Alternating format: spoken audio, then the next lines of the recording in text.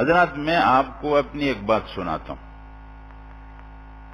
ہمارے بڑے بھائی صاحب آپ میں سے بعض نے دیکھا ہوگا، یہاں بیٹھے ہوئے بھی ہوتے ہیں، ہم ان کو باچا صاحب کہتے ہیں.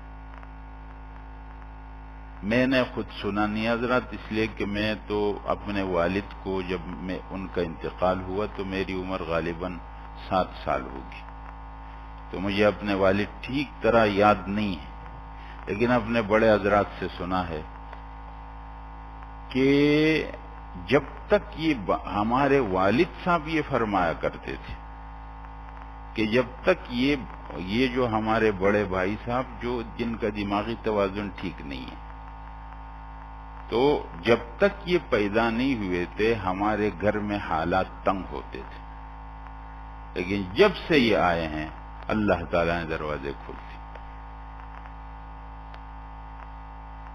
الحمدللہ بالکل بادشاہوں کی زندگی گزارتے. گھر کے اندر وہ جو چیز پر ہاں وہ نہیں کا ہے، کوئی ان کو پریشان نہیں کرے گا.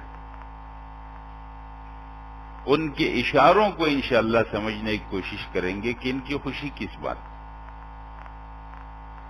اور حضرات اس کی برکت کو ہم اپنی ان آنکھوں سے دیکھ رہے ہیں.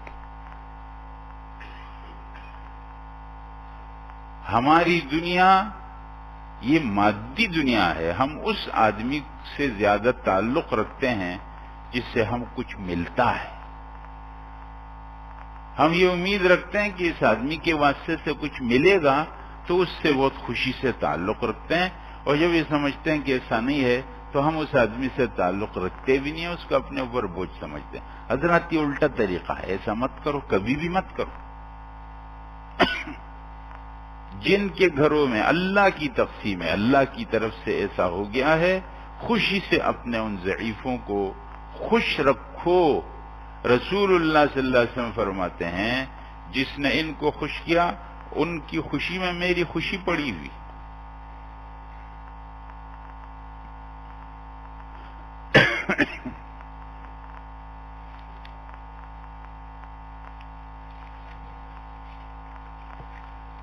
اچھا، ایک اور حدیث ہے جس میں رسول اللہ صلی اللہ علیہ وسلم بیٹھے ہوئے ایک مجلس میں، اور آپ کے پاس ایک صاحب بھی بیٹھے ہوئے، تو سامنے سے ایک صاحب گزر گئے. رسول اللہ صلی اللہ علیہ وسلم یہ جو ان کے پاس بیٹھے ہوئے ہیں ان سے پوچھتے ہیں کہ آپ اس آدمی کے بارے میں کیا سوچتے ہیں کہ یہ کس قسم کا آدمی، آپ کی رائے کیا ہے؟ تو اس آدمی نے کہا کہ یہ تو بڑا آدمی ہے، اور اگر یہ کسی کو نکاح کا پیغام دے گا تو لوگ خوشی سے اس کو رشتہ دے دیں گے، اور اگر یہ کسی کی سفارش کرے گا تو وہ سفارش لوگ مان لیں. یہ مالدار قسم کا آدمی تھا.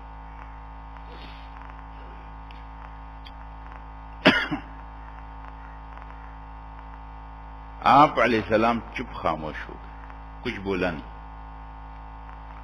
کچھ دیر کے بعد ایک اور آدمی وہاں سے گزرا.